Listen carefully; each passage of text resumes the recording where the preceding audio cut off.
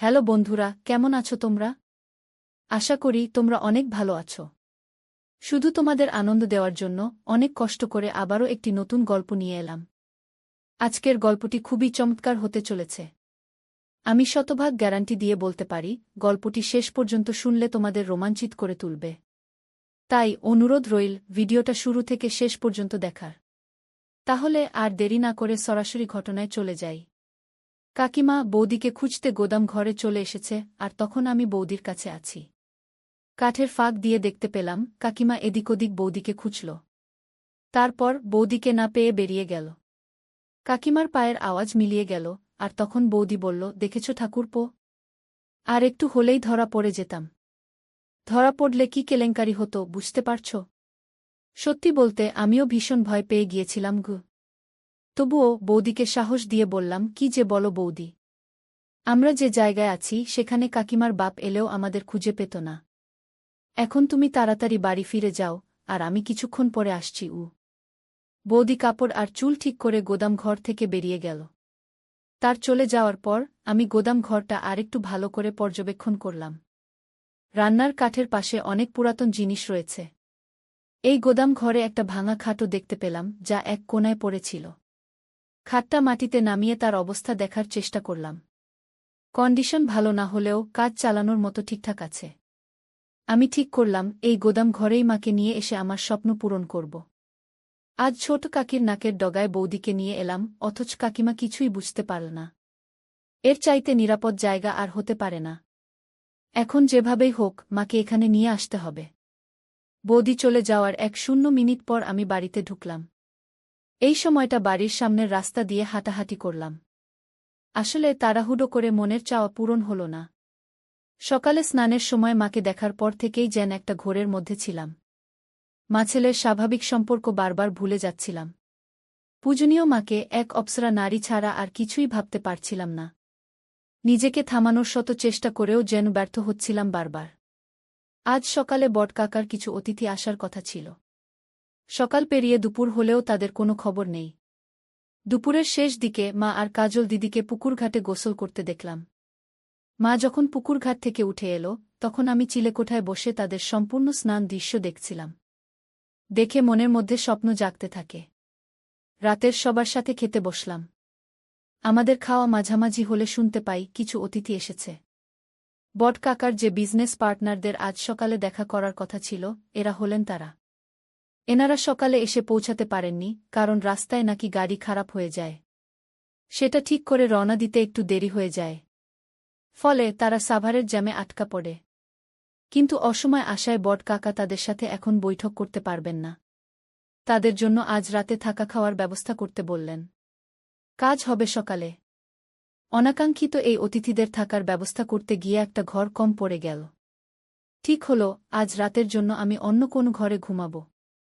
আমি মনে মনে মাম্নি বা বৌদির সাথে ঘুমানোর প্রার্থনা করতে থাকলাম।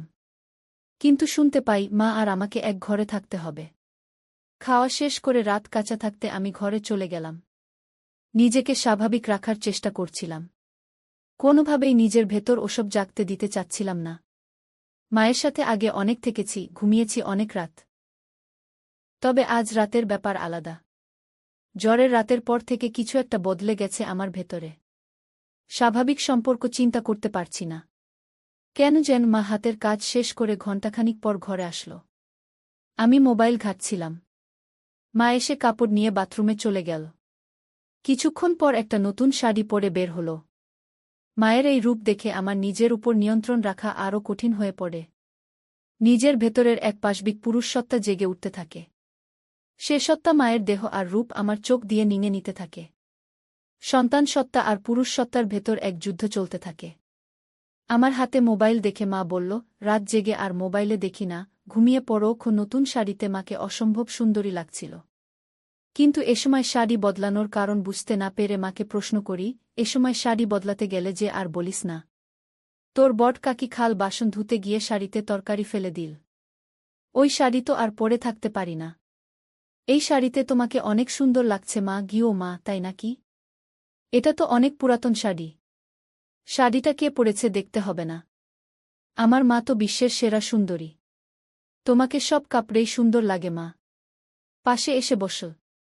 আজ হঠাৎ মাকে এত সুন্দরী লাগছে কেন? কোনো মতলব আছে নাকি? মতলব আছে, এবং সেটা খুব ঘৃণিত।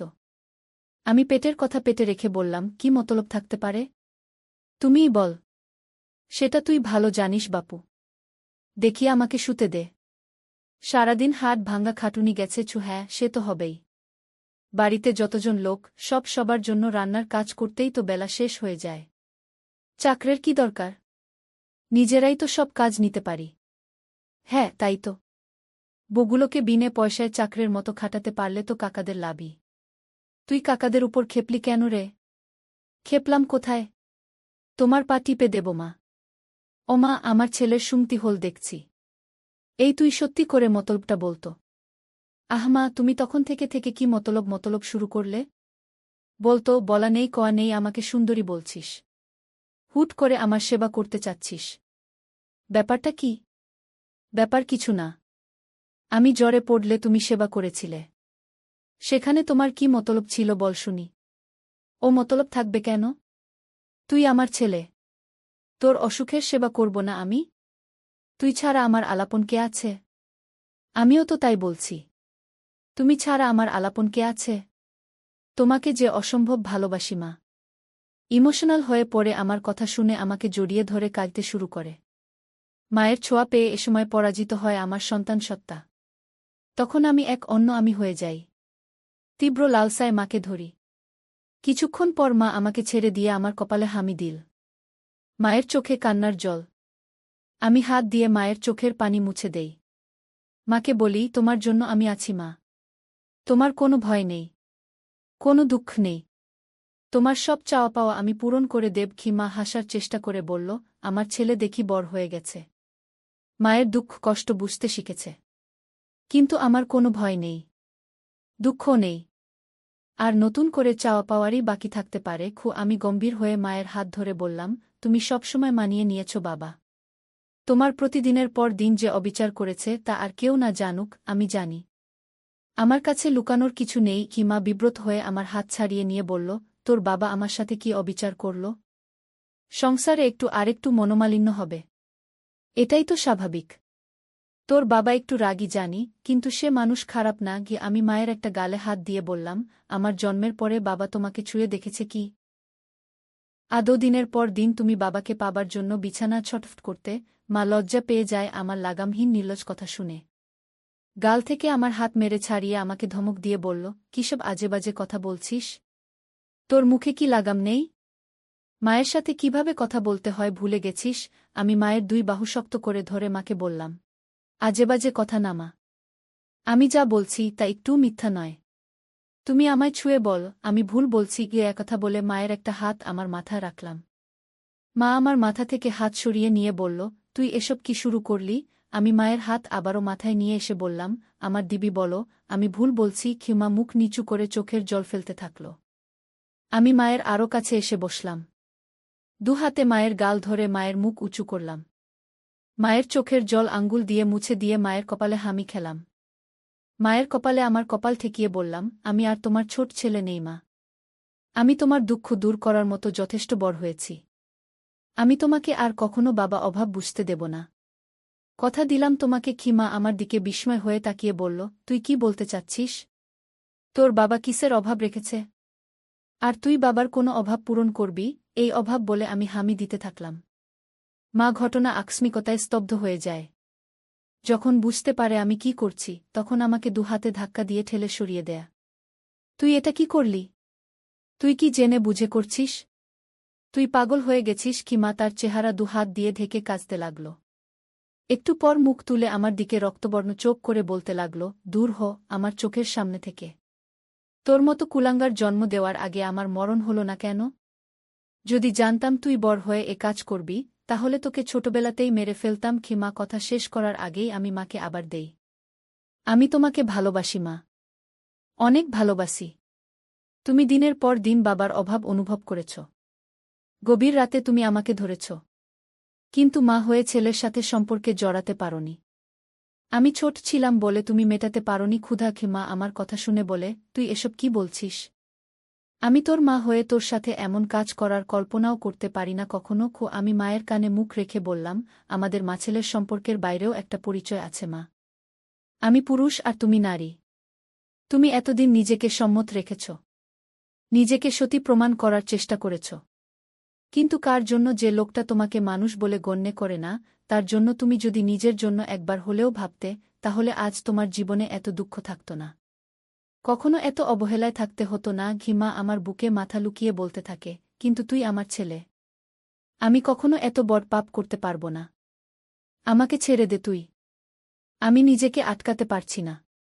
মা, তোমার পেয়ে আমি পাগল হয়ে গেছি। তুমি অপরূপ সুন্দরী। তোমার মায়া আমাকে পাগল করে দিচ্ছে। খিমা বলল, তুই এমন করিস না। তোর পায়ে পড়ি, আমাকে এত বড় পাপের ভাগিদার করিস না। আমি তোর বিয়ের ব্যবস্থা করে দিলাম। আমি হাত বুলাতে লাগলাম। সমাজ, সংসার, ধর্মের ভয়ে এই নিষিদ্ধ সম্পর্কে জড়ানো থেকে মন প্রাণ দিয়ে নিজেকে আটকাতে চাইছে মা।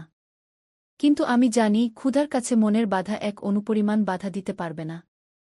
মাকে সবসময় পূজনী দেবীর সাথে তুলনা করে এসেছি। আজ এই দেবীর সাথে এমন ঘৃণিত কাজ করতে আমার বিবেকেও বাধছে। কিন্তু ওই যে ক্ষুধার কাছে পরাজয় হয়েছে বিবেকের। মা চোখ বন্ধ করে আছে, চোখে পানির রেখা ছাপ ফেলে গেছে। মায়ের নাকের ফুল ঘন ঘন ছোটবড় হচ্ছে। আমি মায়ের চিবুক ধরে মুখ উঁচু করে ধরলাম। মা চোখ খুলল না, ঘন ঘন নিঃশ্বাস নিতে থাকল। মায়ের বিছানার পাশের টেবিলে সিঁদুরের কোটা দেখতে পেলাম। এক হাতে কোটাটা তুলে নিলাম। কোটা থেকে সিঁদুর নিয়ে মায়ের ফাঁকা সিথিতে পরিয়ে দিতেই মা চোখ খুলে ফেলে। বাবা, তুই কি করছিস এসব? সিঁদুর পরিয়ে দিলি আমায়। আর কোনো সংকোচ নাই মা, তোমায় সিঁদুর পরিয়ে নিজের বউ করে নিলাম। সিঁদুর পড়ালেই কেউ বউ হয় না। সমাজের সামনে অগ্নিকে সাক্ষী করে 7 পাক ঘুরতে হয়, আজীবন সাথে থাকার প্রতিজ্ঞা করতে হয়। তুই আমাকে নিয়ে যা করতে যাচ্ছিস সেটা পাপ। তোকে বাধা দেবার ক্ষমতা আমার নেই। এ পাপ তুই করিস না বাপ আমার, আমাকে আর অসতী করিস না। আমি শাড়ির আঁচল তুলে মায়ের মাথায় ঘোমটা দিয়ে দিলাম। মার চোখ অশ্রুতে টলটল করছে। আমি মাকে বললাম, তুমি আদর্শ মা, আদর্শ বউ। কিন্তু বাবা তোমার আদর্শ স্বামী হতে পারেনি। যে সমাজ এতদিন তোমাকে উপেক্ষিত করে দেখেছে, আমি মানি না সে সমাজের নিয়ম। ঘরে জ্বলতে থাকা মাটির প্রদীপটা মেঝেতে রাখলাম। মাকে বিছানা থেকে নামিয়ে হাত ধরে প্রদীপের চারপাশে 7 পাক ঘুরলাম। তারপর আমার গলা থেকে স্বর্ণের চেনটা খুলে মায়ের গলায় পরিয়ে দিলাম। প্রদীপ হাতে তুলে নিয়ে তার শিখার উপর হাত রেখে বললাম, এই অগ্নির শপথ নিয়ে বলছি, আমি আদর্শ ছেলের মতো তোমাকে সব দুঃখ কষ্ট থেকে দূরে সরিয়ে রাখব, তোমার উপর কোনো অবিচার হতে দেব না। আমি আজ থেকে তোমাকে আমার সহধর্মিনীর মর্যাদা দিলাম। এরপর মাকে বললাম, অগ্নিকে সাক্ষী করে 7 পাক ঘুরে মঙ্গলসূত্র পরিয়ে দিয়েছি, এবার আর কোনো দ্বিধা নয় মা। শাস্ত্রমতে তুমি আজ থেকে আমার বিয়ে করাবো। মায়ের চোখ বেয়ে জল গড়িয়ে পড়তে থাকল। নিজের বিবেকের সাথে মা এখনও সন্ধি করতে পারছে না। আবার ভালোবাসার কাঙ্গালিনী মায়ের প্রতি আমার ভালোবাসাকে ফেলেও দিতে পারছে না। তারপর আমাদের মাঝে শুরু হল। কিছুক্ষণ পর চেয়ে দেখি মায়ের চেহারায় পরিতৃপ্তির ছাপ। আমি মাকে জিজ্ঞেস করলাম, কেমন লাগল মা? মা আমার দিকে ক্ষণিক তাকিয়ে মুখ ঘুরিয়ে নেয়। মা মুখ ঘুরিয়ে ফুপিয়ে কেঁদে ওঠে। তারপর বলল, এ আমি কি করলাম? হায় ভগবান, আমার সর্বনাশ হয়ে গেল। নিজের পেটের ছেলের কাছে ক্ষণিকের সুখের জন্য নিজেকে বেচে দিলাম। ভগবান, আমাকে ক্ষমা করো বলে আমার দিকে পিঠ ফিরে কাঁদতে থাকে। তারপর মা আমাকে বলল, বাবা, তুই ছাড়া আমার এই দুনিয়ায় আপন বলে কেউ নেই। এ সম্পর্কের পর তোর দিকে আমি মুখ তুলে তাকাতে পারব না। আমি একদম একা হয়ে যাব। এমনটা করিস না বাপ। মা, অনেক দূর চলে এসেছি।